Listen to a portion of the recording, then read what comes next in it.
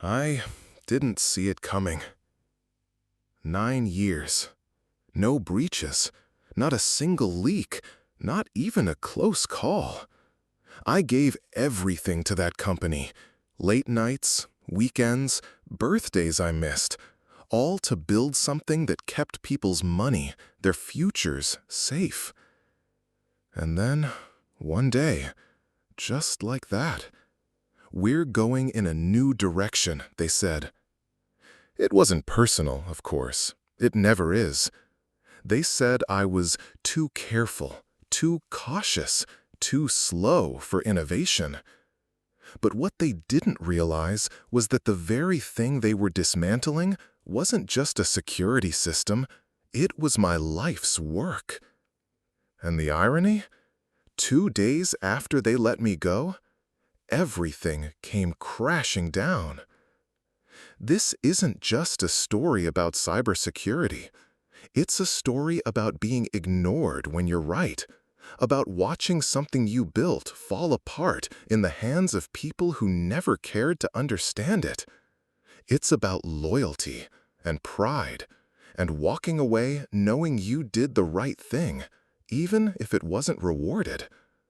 And maybe, just maybe, it's about how the quiet guy in the corner, the one no one listened to, saw the whole thing coming. We all have a story like this. Maybe you were overlooked. Maybe you were doubted. Maybe you were the one who knew better, and no one believed you. We want to hear it. Share your story with us, anonymously, using the link pinned in the comments. Each month, we'll feature a few stories in future videos, because your voice deserves to be heard. And for every 1,000 views, we'll donate $1 to a verified charity supporting those who've been unfairly treated, laid off, or left behind. Your story could help someone else feel less alone. My name's Ethan Tran, and for nearly a decade, I led the security team at VaultWise, a fast-growing fintech company based in Seattle. I'm not the loudest voice in the room.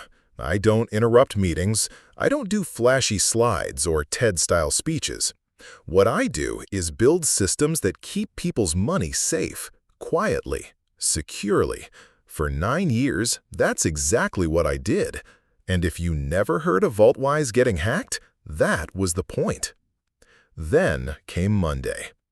Bradley Kessler, our brand new CTO from Silicon Valley, strolled into the office wearing sneakers that probably cost more than my monthly rent. He'd been on the job less than a week, but he already had a vision and a presentation. And in the middle of our first all-hands meeting, he said the line I'll never forget. "We need agility, not paranoia." Some people laughed, others nodded. I sat there quietly, the way you do when someone lights a match in a dry forest. I've heard some wild takes over the years. One time, a product manager wanted to disable password complexity because users forget them too easily. Another guy thought we didn't need two-factor authentication because we trust our team. But this was something else. Bradley didn't hate security. He just didn't see it. To him, it was a blocker, an obstacle between a demo and a release date, something you outsourced, something you streamlined. He talked about velocity, about investor pressure, about beating the competition to market. He wasn't trying to break anything. He just didn't believe anything could break. This kind of thinking is everywhere in tech now. Speed over safety, minimum viable everything, until, of course, something goes wrong. Equifax thought they could move fast too, until they exposed 147 million identities. SolarWinds scaled quickly and accidentally left the back door open for nation-state hackers. There's a pattern here, but it's one people don't like to talk about. Because good security feels invisible right up until the day it disappears. I remember looking around the room that day, watching a sea of polite nods. I wasn't angry. I wasn't even surprised. I just felt this quiet certainty that we were dismantling something none of them really understood. They weren't just changing the system, they were lighting the fuse. And that fuse didn't take long to burn. Up next, how I got locked out of my own security system, and why that was only the beginning. A few days after Bradley's big debut, we had our first leadership sync. He pulled up a slide that said, "Security bottlenecks," in big red letters. I didn't need to guess where this was going. "Look, Ethan," he said, smiling like we were on the same team. "I get it. You've done amazing work, but the way we're doing security, it's slowing everything down. We've got to streamline." I took a breath. I'd been here before, the part where speed gets framed as the only thing that matters. "We can streamline," I said carefully, "but security is like brakes on a car. You don't put them there to slow down. You put them there so you can drive faster without flying off a cliff." He chuckled and replied, "Yeah, but Teslas have autopilot now. We don't need brakes. We need AI." That was the moment I realized he wasn't just thinking differently. He was operating in a completely different universe. Bradley wanted to move all of our security infrastructure to third-party cloud tools. "They've got AI now, bro," he said. "Let the smart tools handle it. No more custom code, no more local servers, just plug and play." And I get it. On paper, that sounds great. Faster deployment, less overhead, less dependence on tribal knowledge, as he put it. But here's the thing. Not all security is created equal. Cloud-managed security can be powerful, especially for startups or small teams without in-house expertise. But it's not magic. It's not set it and forget it. And it's certainly not a replacement for knowing exactly how your systems work. In-house security, the kind I built, is like a custom-fitted suit. It's tailored to your risks, your architecture, your blind spots. Cloud tools are like buying something off the rack. Sometimes it fits, sometimes it leaves you exposed. I tried to explain that. I tried to walk him through the layers we had built, why we'd chosen certain patterns, why we didn't trust generic monitoring for financial data. I brought up our clients, the trust we'd earned by not being breached. But every time I spoke, I could feel the room shift. I wasn't being seen as the guy keeping the ship safe anymore. I was being seen as the guy dragging the anchor. There's a funny thing that happens in tech. If you're doing your job well in security, nobody notices you. But the moment you push back, even for good reason, people start labeling you. Cautious, overprotective, resistant to change. I was becoming that guy. The guy who was slowing us down. And in a company that had just brought in a hyper-growth CTO, being too careful was suddenly the fastest way to get sidelined. I saw it happen at another startup years ago. Great product, fast team, no dedicated security lead. They scaled like crazy, until one day someone on Reddit posted a link that led straight into their customer database. The damage took months to unwind. Customers left, deals fell through, all because nobody wanted to slow down. At VaultWise, I could feel that same tension building. We weren't making decisions, we were making bets, and the people placing those bets had no idea how the system actually worked. Still, I wasn't going to just roll over. Not yet. I documented everything. I flagged risks. I asked questions. Politely, quietly, the way you do when you're trying to stay on the team but also not let the ship hit an iceberg. And that's when it started. Small things, at first. Quiet removals, access being rerouted, tools I maintained suddenly not needed anymore. It wasn't loud, it wasn't dramatic, but I could feel it. The lights were starting to go out, and I was no longer the one holding the switch. What happened next? Let's just say the guy in charge of security woke up one morning and realized he couldn't even log in. It didn't happen all at once. That's the thing about being phased out. Nobody sends you a memo. It just starts with little things. A tool you built gets decommissioned. A budget request gets tabled. Your access to a server times out, and the help desk tells you it's a policy change. I remember the morning it became real. I logged in to our security dashboard, the one I'd personally written from scratch, line by line, and got an error. Access denied. At first, I thought it was a bug, some routine admin slip-up. So I called IT. They told me, politely, apologetically, that all security logs were being consolidated under general IT monitoring, something about efficiency, a new directive from the CTO's office. I asked if they could send me the raw logs for a review. The guy on the other end of the line said, "Honestly, I don't even know where to look. That's your area, right?" That was the moment it hit me. They had taken away my tools, my access, and they hadn't even trained the people who were supposed to replace me. This is something I've seen before, not just to me, but across the industry. Some new exec comes in, promises innovation, buys a shiny platform with words like AI-driven and autonomous defense, and then hands it off to a team that doesn't know how to use it. The belief is always the same, that security can be automated, that with the right tool, the human part becomes optional. But it doesn't work like that.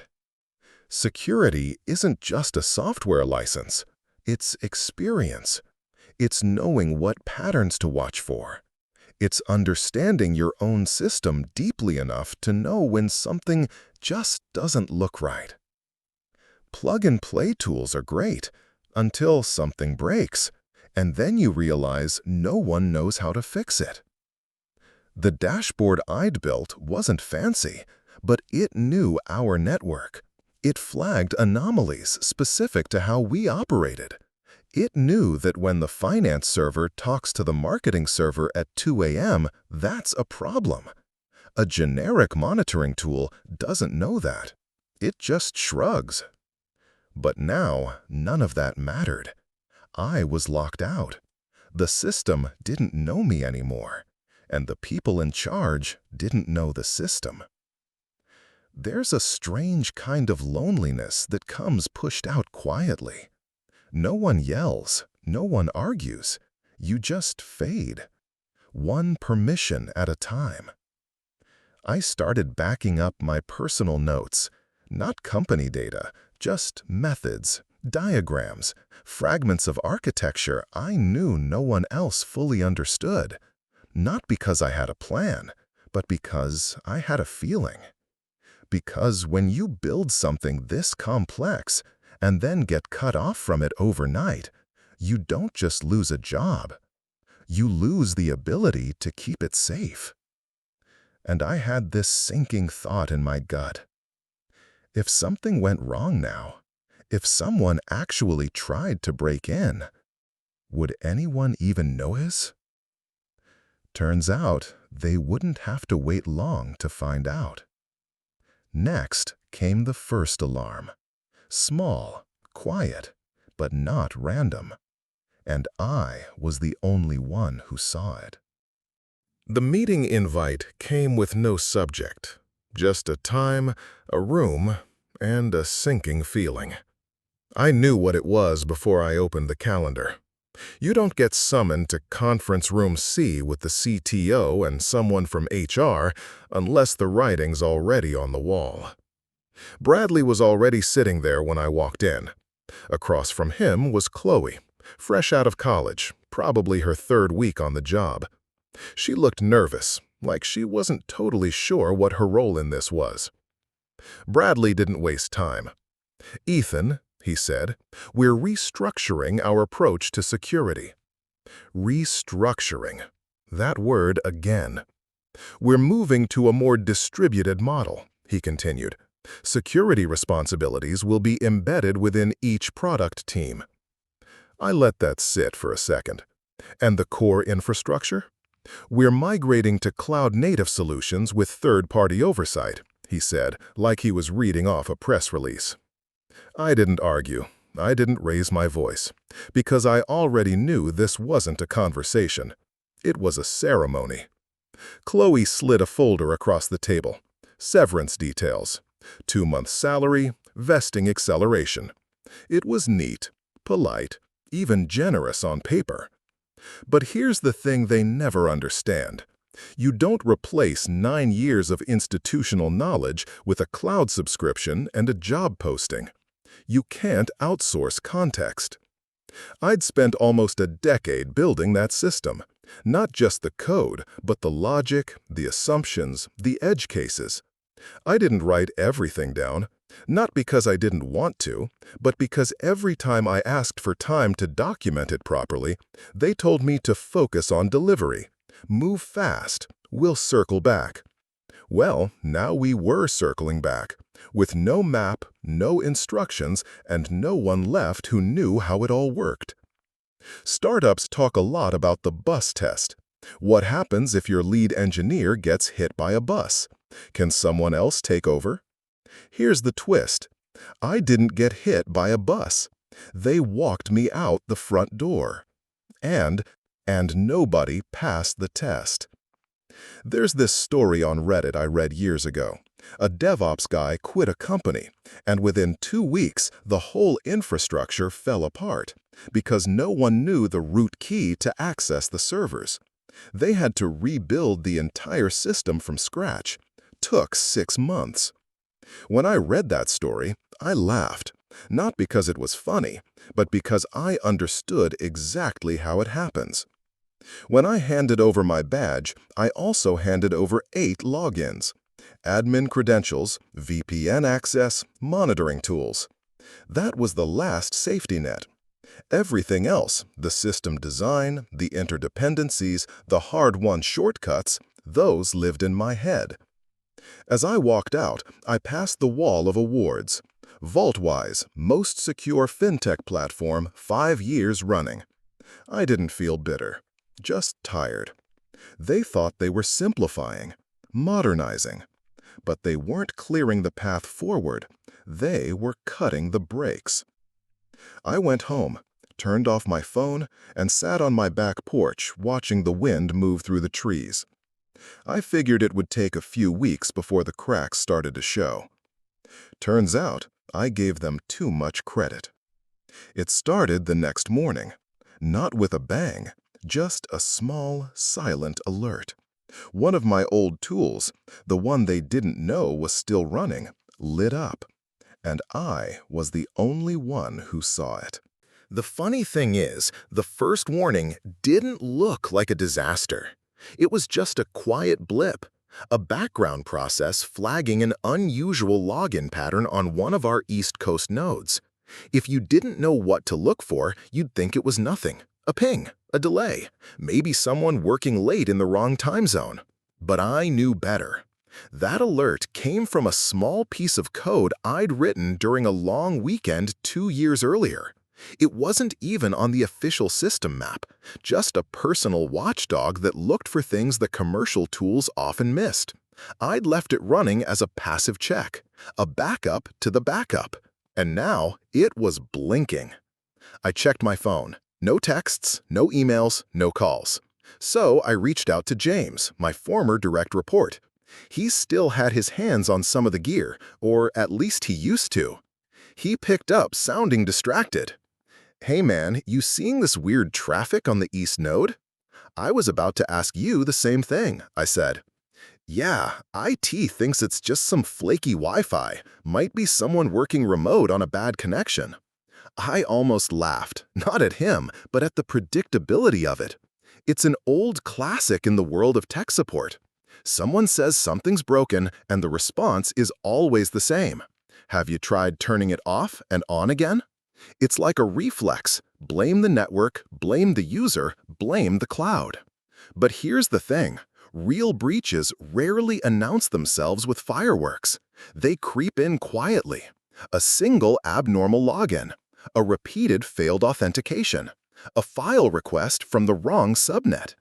If you don't know what those things mean, you ignore them, or worse, you explain them away. And that's what happened. CTO Bradley, when finally told about the anomaly, dismissed it completely. "Probably some engineer working from Starbucks," he said, "or a ghost process from the old monitoring tools. These systems are always noisy." Then he said the part that stuck with me. "If it was serious, the AI would have caught it."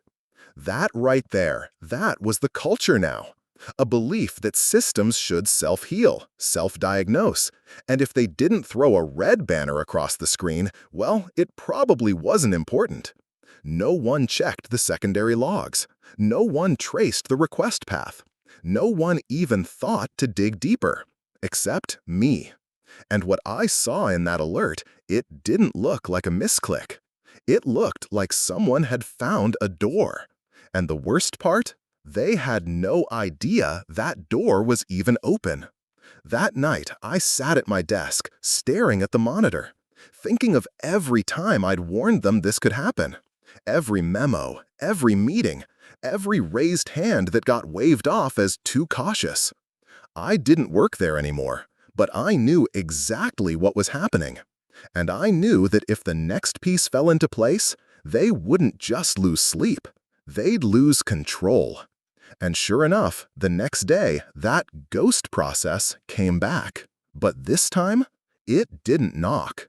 It walked right in. I woke up early the next morning. Habit, mostly. Years of being the guy on call for potential threats meant I hadn't slept past 6 a.m. in almost a decade. I made coffee, sat down at my home desk, and checked the old monitoring terminal, the one I wasn't supposed to have access to anymore. But somehow, one of my personal scripts had kept pinging the shadow system. What I saw wasn't a blip anymore. It was movement. Rapid access attempts, repeated logins across multiple regions, traffic patterns that didn't match anything on our usual behavior matrix. In simple terms, someone or something was crawling the edges of VaultWise's infrastructure. I called James again. "Tell me you're looking at this," I said. He sounded panicked. "Yeah, I don't even know what I'm looking at, Ethan. It's lighting up everything. East Node, internal proxy, even the quarantine server's acting weird." My stomach sank. "Did anyone trigger a lockdown?" I asked. "No one has access," he said. "Since the restructuring, all the admin roles got flattened. Bradley wanted to reduce redundancy." I paused. "Wait, you don't have access to the network isolation controls?" "Not anymore. I'm just a read-only observer on everything." I had a flashback to one of our last architecture meetings when Bradley had proudly announced, "We're simplifying permission tiers, one role to rule them all." What he'd done in practice was gut our ability to respond in real time. By centralizing access under third-party automation and removing human intervention points, we'd become blind and slow. The system could detect a threat, but no one could act on it without triggering a whole series of approvals. And the attackers? They weren't waiting around for paperwork. I asked James if anyone had checked the second-layer verification dashboard. Silence on the other end. The what? That's when I knew. They hadn't just replaced the system, they'd forgotten how it worked. I'd built a secondary validation layer years ago, after one of our partners got hit with a malware injection that bypassed the primary firewall. It was a manual override, a failsafe, but since I never got approval to document it formally, it lived outside the official diagrams. I walked him through how to access it. Hidden URL, hashed login key, encrypted credentials, all things that wouldn't mean anything unless you'd been around back then. When he got in, his voice dropped to a whisper. "It's red. Everything's red." "Both systems triggered?" I asked. "All of them."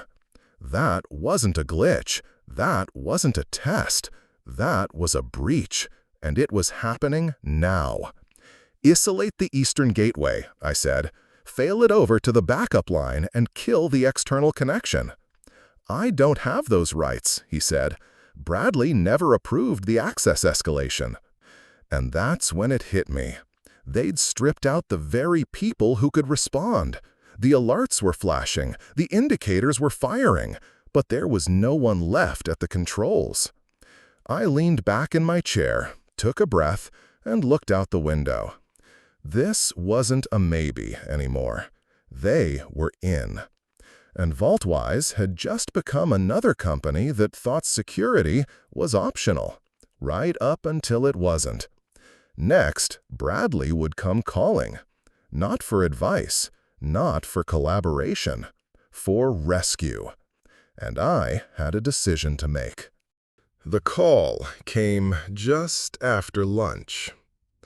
I was sitting in my kitchen, halfway through a sandwich, when my phone lit up with a number I hadn't seen in weeks, VaultWise's main switchboard. I didn't answer. A few minutes later, voicemail. Then another number. Then another. James. Then Diane from product. Then, finally, Bradley. He didn't even pretend to make small talk. "Ethan. Hey, so we're dealing with some unexpected activity on the network. The team could use your insight." Unexpected activity. That's how he described a full-blown security breach. I let him talk for a bit, listening to him dance around the words help and emergency.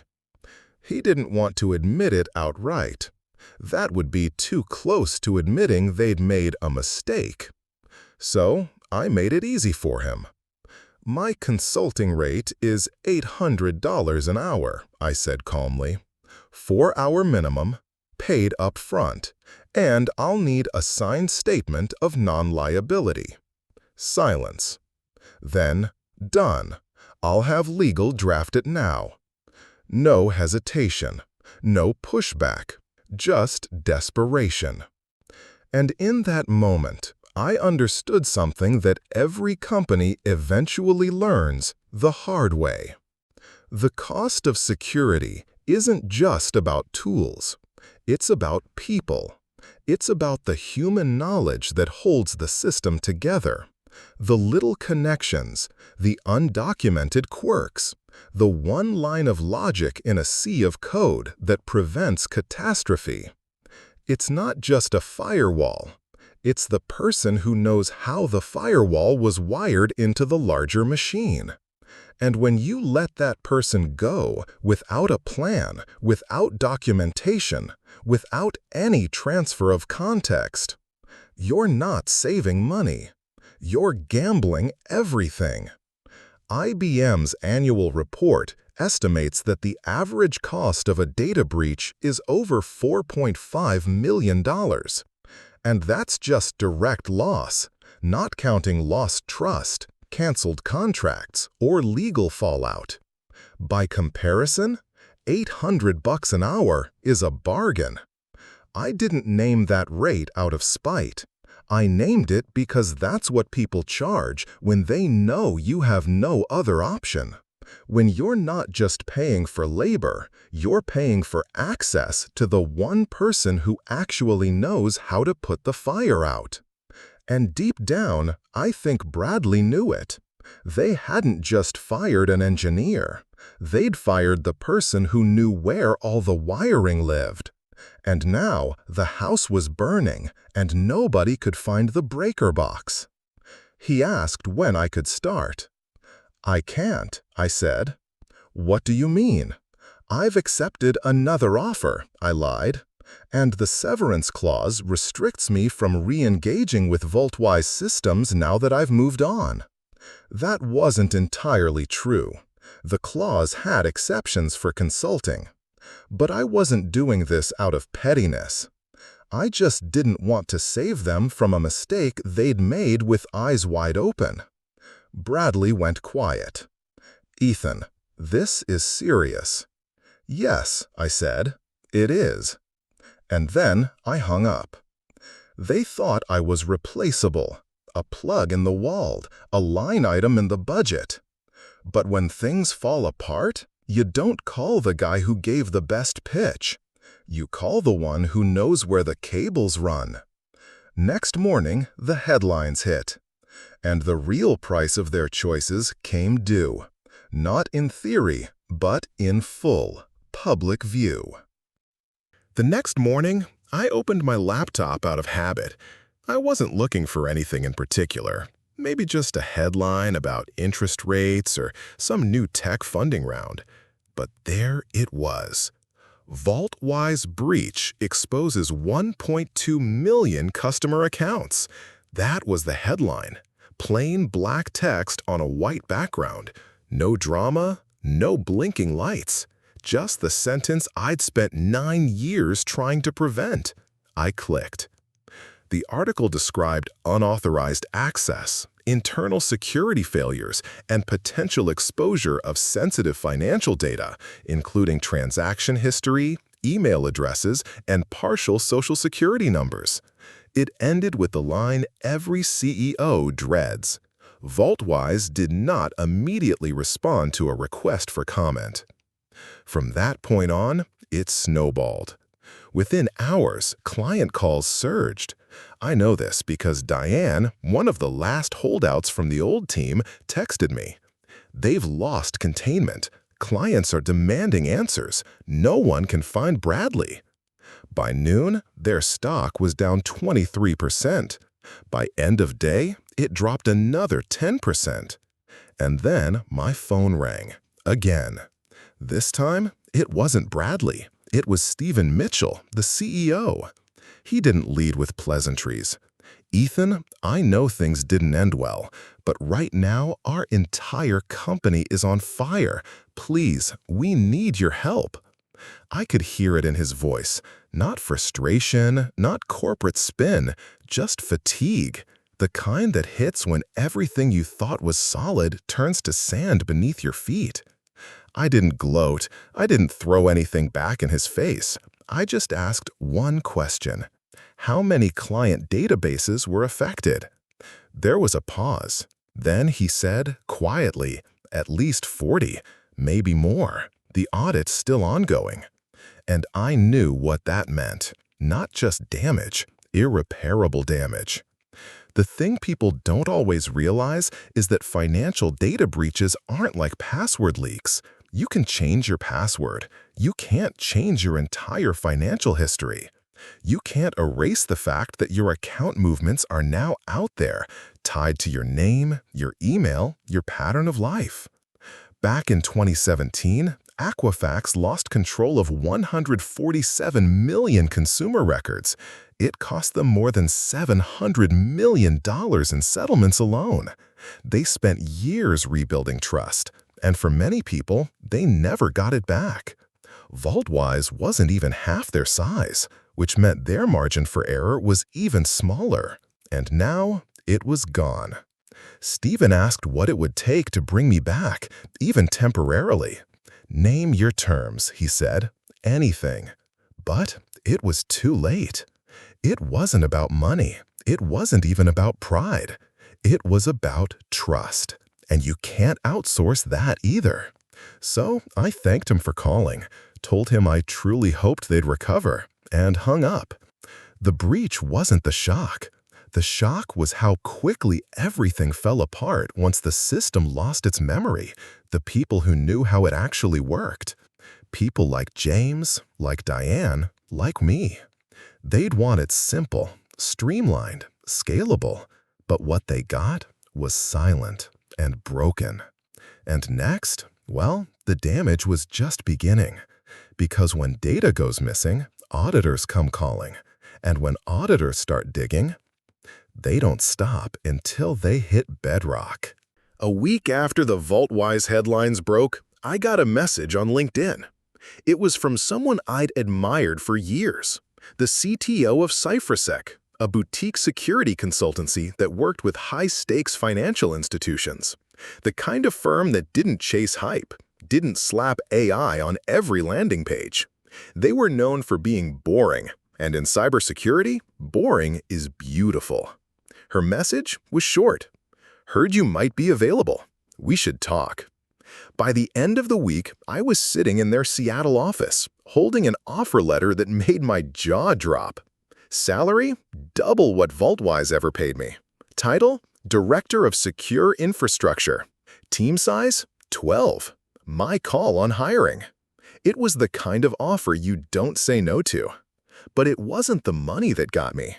It was the trust. We don't just want you to build systems, she said. We want you to build discipline, process, memory, the kind of culture that remembers what it cost to forget. So I got to work. First thing I did, I called James, then Diane, then a few others who had either left or been quietly pushed out during restructuring. Want to build something the right way? I asked. They didn't hesitate. At CyberSec, we didn't chase deadlines. We documented thoroughly. We didn't just write code. We wrote why it existed. We made backups like tomorrow the office might flood. And when someone asked why we were so paranoid, we smiled and said, VaultWise. And yes, I made a checklist. I printed it, taped it to the whiteboard. 5 things every company should learn from the VaultWise disaster. Security isn't a feature, it's a foundation. If no one else can explain your system, you don't have a system. You have a dependency. Tools don't replace people. They just make their work louder, good or bad. Documentation isn't overhead. It's insurance. If you think cybersecurity is expensive, wait until you try a breach. We didn't try to be perfect. We tried to be ready. And for the first time in a long time, I felt like I could actually sleep at night. People love comeback stories. It's part of who we are. Fall down, get back up, build smarter, wiser, together. VaultWise taught me that you can do everything right and still be shown the door. But what matters isn't just the exit. It's where you go next and who you bring with you. And the next time someone asked me if we really needed to log that configuration step, I didn't raise my voice. I just told them a story. A few months later, I was in New York for a security conference, grabbing coffee between sessions when my phone buzzed.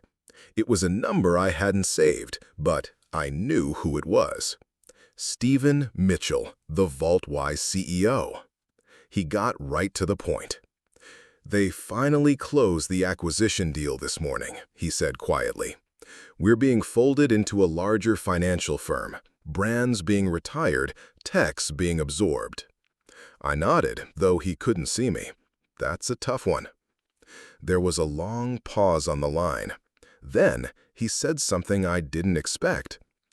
We're now paying a consulting firm 3 times your old salary just to try and reverse engineer what you built. I didn't say anything right away. I didn't need to. Eventually, I let out a quiet laugh and said, "You'll always pay for security, sooner or later." And that was it. That was the last time we spoke. Bradley disappeared. Profile wiped clean. No updates. Just gone, like he was never there. VaultWise absorbed into a footnote. A cautionary tale passed around in management trainings and business school slides titled, "What Not to Do." As for me, I walked out of that conference later that day and back into a job I actually loved. A team that respected the process, systems that were both secure and understandable, and a whiteboard that still had the checklist, not for compliance, but for culture. I don't hold grudges, but I do believe in memory. Because companies forget, executives rotate, systems change. But the price of ignoring people who understand how it all works, that invoice always comes due. So, if you're watching this and you've ever been called too cautious for asking the right questions, I hope this story reminded you that being careful isn't the problem. Being careless is. And if you work at a company that still sees cybersecurity as a cost instead of a commitment, send them this video. Seriously, text it, email it, Slack it. Know someone who ignores the IT team? Tag them now. Because the next time their screen starts blinking, it might not just be the Wi-Fi. And if you've got a story like mine, a moment where you saw the train coming but nobody listened, we want to hear it. Drop it anonymously using the link pinned in the comments. And for every 1,000 views, we're donating $1 to a fund supporting folks who've been laid off, left behind, or simply unheard. We tell these stories because they matter, and yours could be the next one we share. So, stick around. More stories coming soon. And next time someone says, "Do we really need this security stuff?" just smile and say, "Not yet, but you will."